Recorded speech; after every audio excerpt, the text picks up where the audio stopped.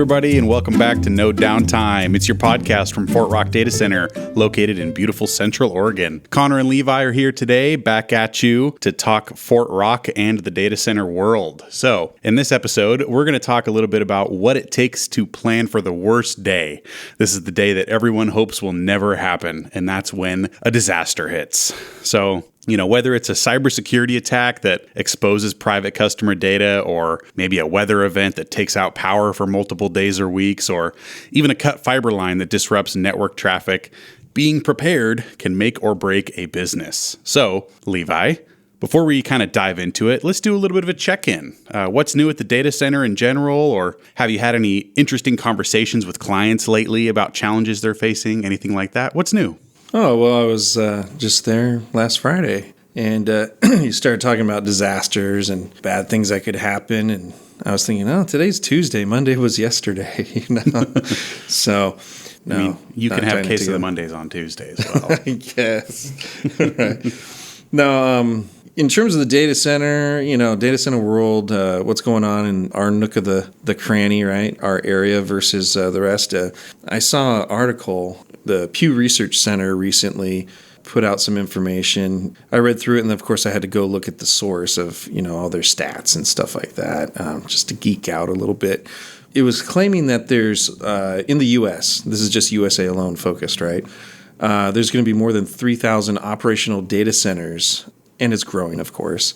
That number has gone up from when they did their initial research. So, and that's in the next few years. So more than 3,000 data centers nationwide. That's a pretty steep number, because right now about half of those are in various stages of development. So whether, being commissioned and turned up, or just, breaking ground. 1,500 data centers, that's like nothing to, I don't know, what's the term? Shake a stick or something? I don't know that one. Wake a something? I don't know. There's some kind of saying that you could put in that spot right there that would make sense. Insert euphemism here. There you go. Yeah, right.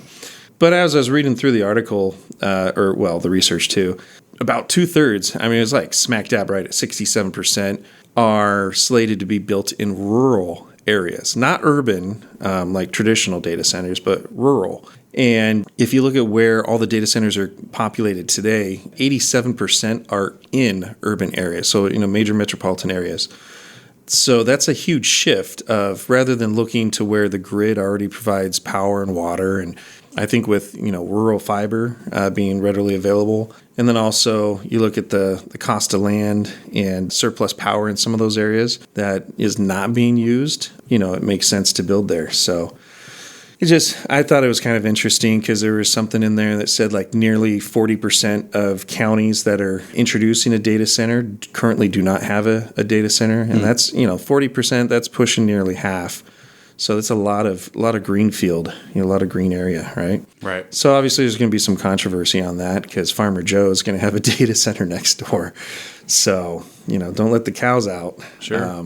I've seen, stories about, people are voicing their opinions about this a lot. And I saw one story, I think, from a local family who refused a pretty large amount to sell their land for the data center.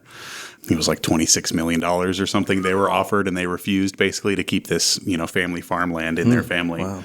So, yeah, that's very interesting. I mean, building out in rural areas as opposed to like Fort Rock, which is pretty square in the middle of Bend for the most part. Yeah.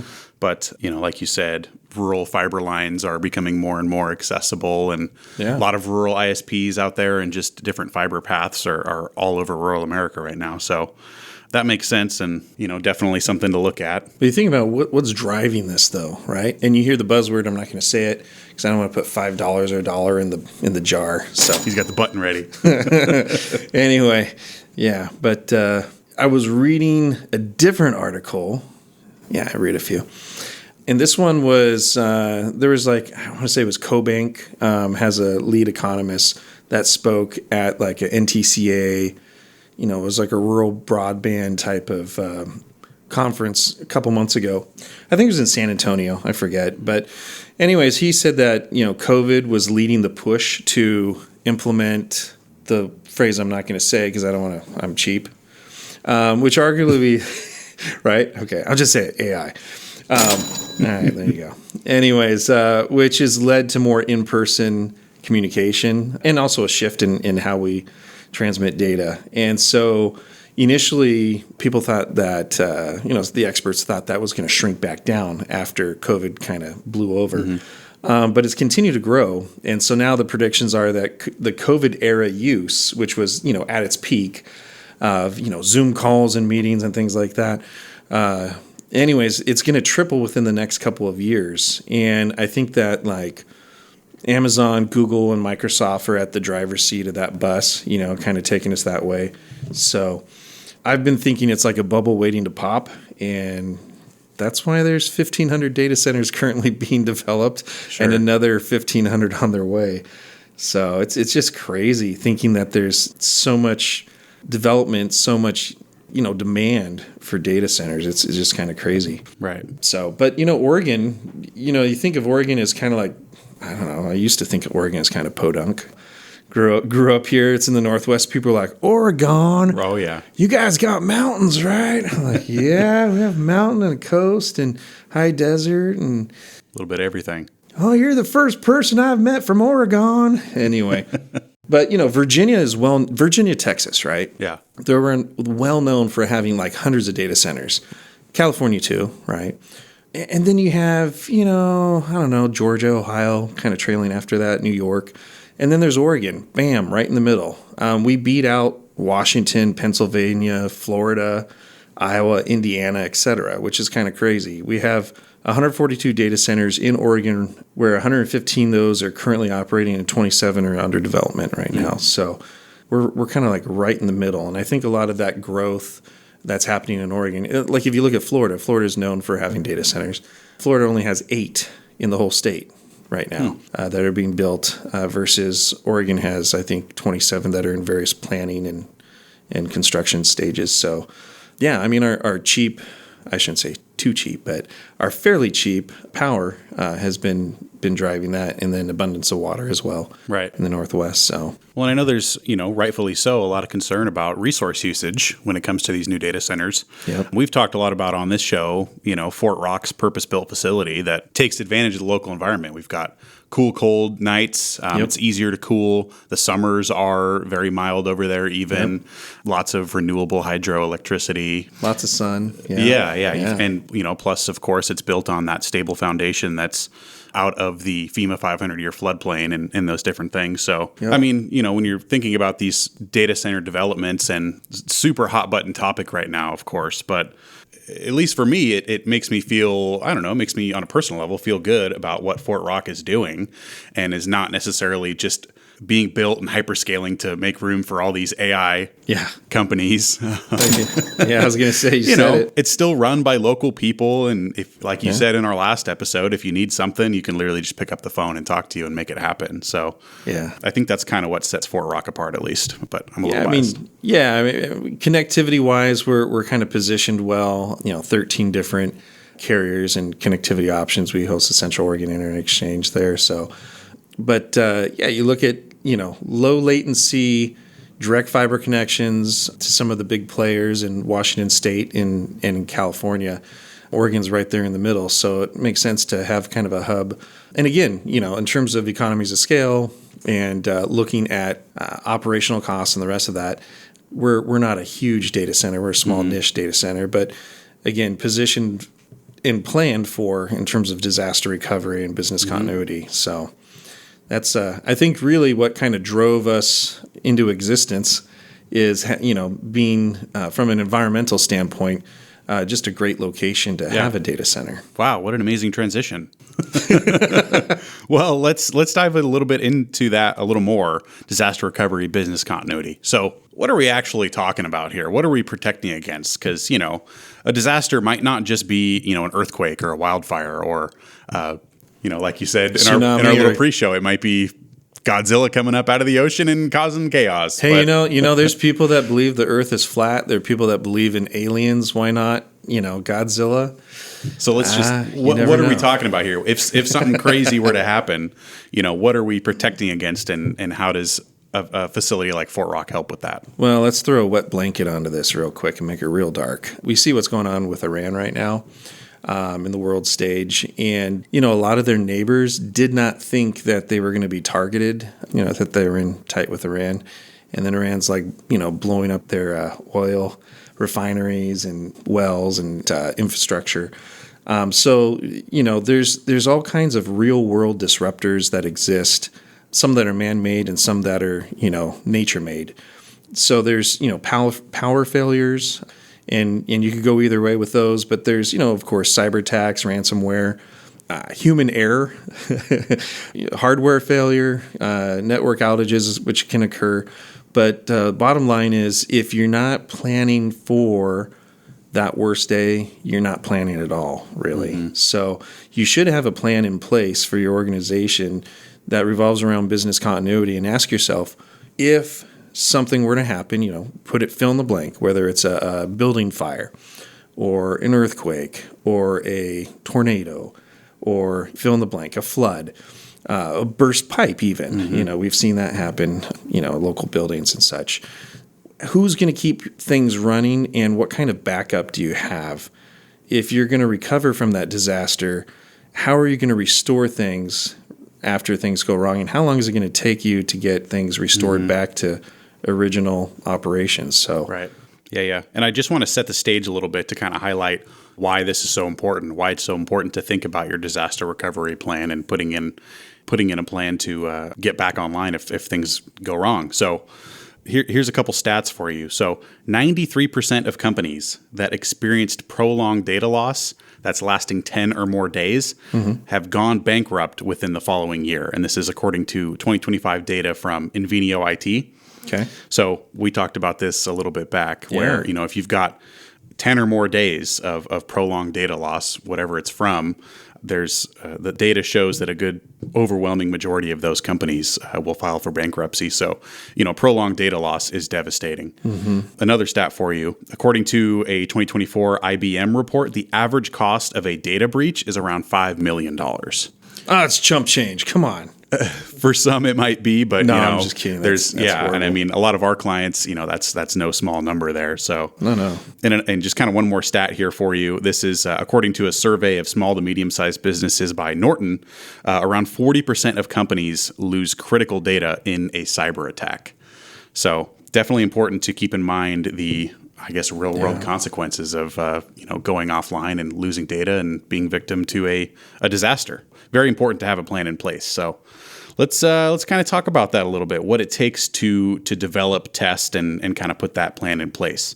What does it take to make this happen? Where does Fort Rock come in? What can we offer?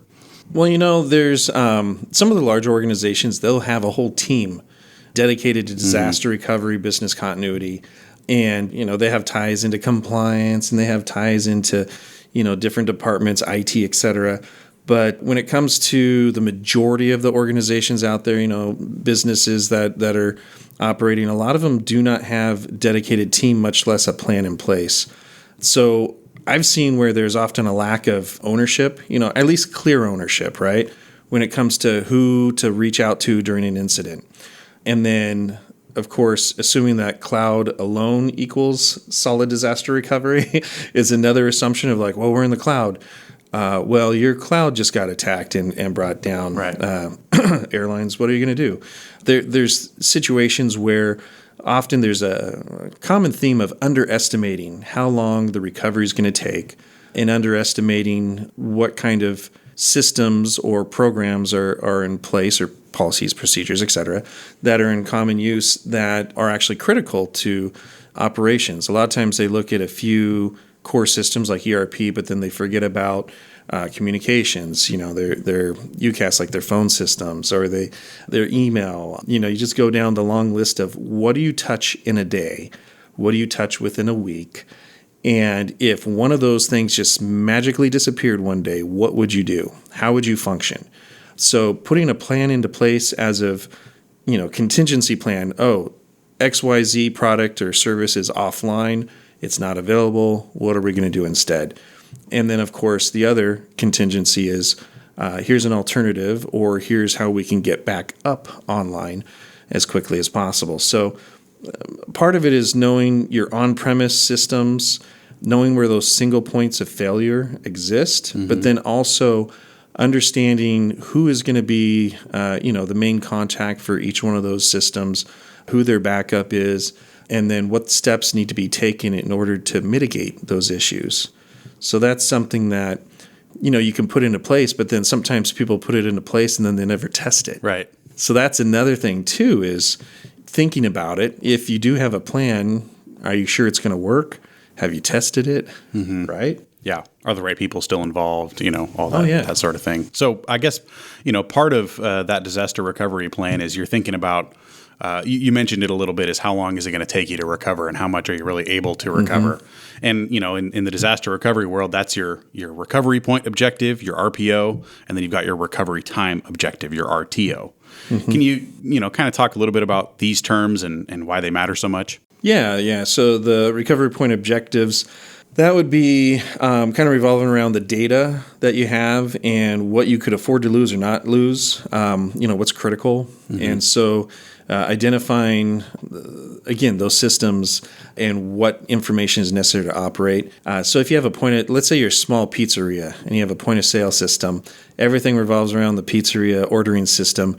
Do you have, employees trained to where if the system's down, they could write up tickets by hand?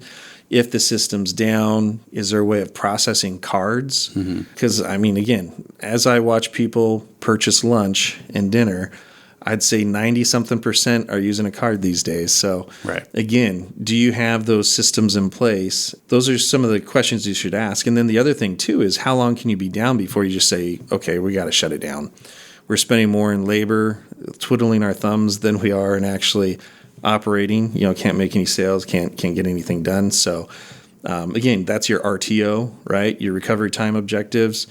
Essentially, how long can you afford to be down is the question you need to ask. So, and different businesses will have different tolerances, right? You have manufacturing that may have, a project worked into a 2-week timeline. If they lose a couple days, they can catch back up.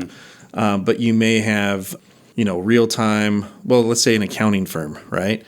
April 10th or the 15th are probably the worst times you could go down and have issues. No so that may sink you for an entire season if you lose a couple weeks of operational time right at the peak of your season. So your business continuity and your disaster recovery plans should start with when would your business be the most impacted?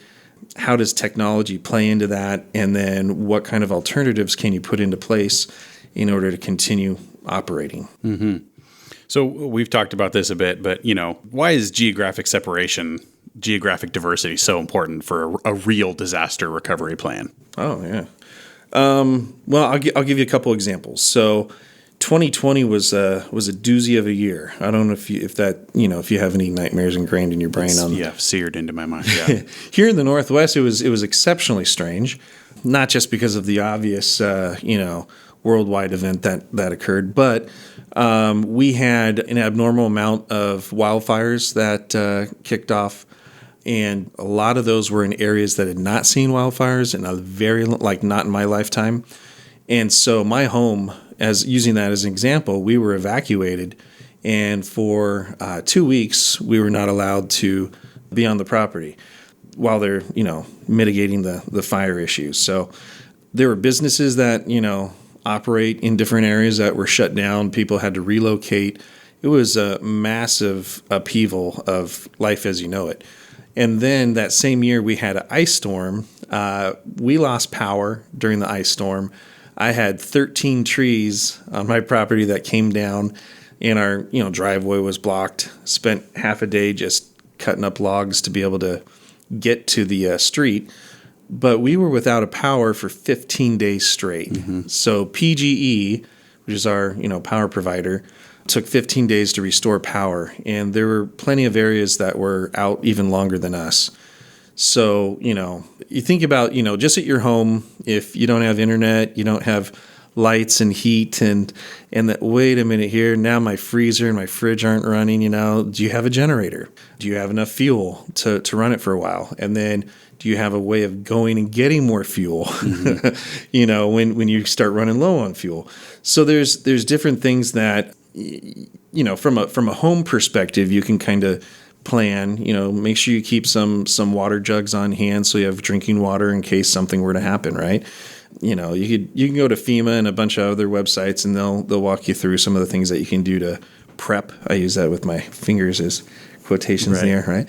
But think about your premise at your physical locations and your virtual workers and the rest of that. Like, as an organization, do you have a purpose-built facility that's designed around resiliency? Because if you don't, that's why we were built around resiliency, right? If you think about a regional snowstorm and ice storm, that takes out, Vancouver, Portland, and part of Salem, in terms of just kind of, and I don't know what that is, if it's like, 500 square miles of area that's just at a standstill for a few days while everybody's out of power and nobody can, unless you have ice skates, right? You could probably hit the road, but no motor vehicles were doing too well during that time on a couple inches of solid ice. So, having a geographically diverse data center for all of your backups makes sense, because if you do have a regional issue,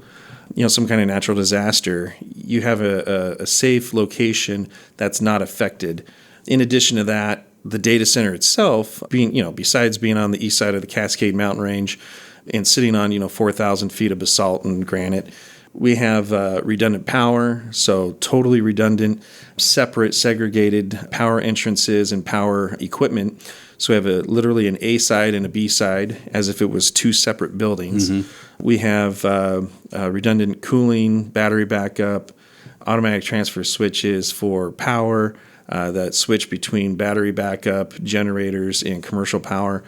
We have on-site water tank, so we can run around a week without municipal water source, without needing to recycle water. But being in a geographically diverse location definitely has its advantages. You don't want to be too far away. Like, if you had a data center in Hawaii, arguably that probably wouldn't be the best, just because of distance and latency and the limited connectivity options there. But if you're located in Texas, get a data center either on the East Coast or the West Coast. If you're located in California, get a data center located up in Oregon or Washington. You definitely want to be geographically diverse. Or even if you're in the I-5 corridor between Seattle and LA, get on the east side of the Cascade Mountain Range. It's a few hour drive, 3 hours. The benefits of being geographically diverse are definitely worth it. So let's talk a little bit about, cybersecurity and how the data center kind of handles this, where, cyber attacks are among the leading cause of downtime. You got constant phishing scams that are always evolving and just different ways for scammers to gain access to networks and organizations and whatnot. So, what role does immutable backups in cybersecurity from Fort Rock's point of view kind of come into play there?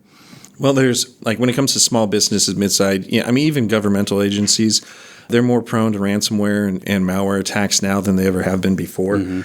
Having immutable backups, that means like a full, complete backup that you can restore to that particular date and time. Think about data entry. If you're going through and balancing your checkbook, or you're going through and entering a bunch of invoices, if you lost a day of work, that's 8 hours of work that you have to put back into restoring that data, right? And then times however many employees you have.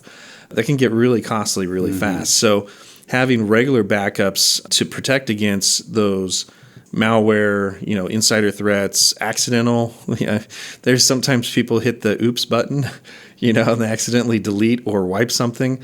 And if you don't have your data backed up, you could be in a world of hurt. So disaster recovery is just as much about looking at cyber attacks as it is a physical natural disaster, a man-made situation, or even a Godzilla imaginary event, right? But you have, virtual events and you have physical events, and you should be, really planning for the worst when it comes to both areas, and have multiple backups, multiple locations, all done at the same time, so you have multiple options. If one of your physical sites were to take it, or if one of your systems were to take a nosedive, by having an isolated backup that's not recordable after it's been done, at least gives you something to roll back to. Most definitely. Fantastic. Well, I think that's going to kind of cover it for us today. So thank you, everybody, for tuning in. If you like this episode and you're listening on our website, you can also find it on a couple of other platforms. We're on Apple Podcasts now, Podbean, Pocket Casts, and of course, we have the Fort Rock YouTube channel where you can listen on there as well. So with that said, for Levi Mansell, I'm Connor Williams, and we'll catch you next time here on No Downtime. Thanks, Connor.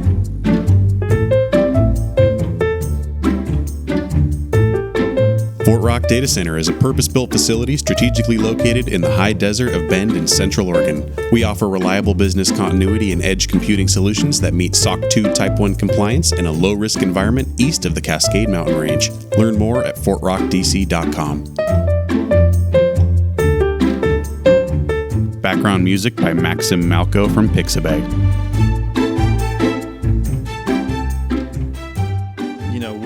What if Godzilla were to attack Portland? What would happen?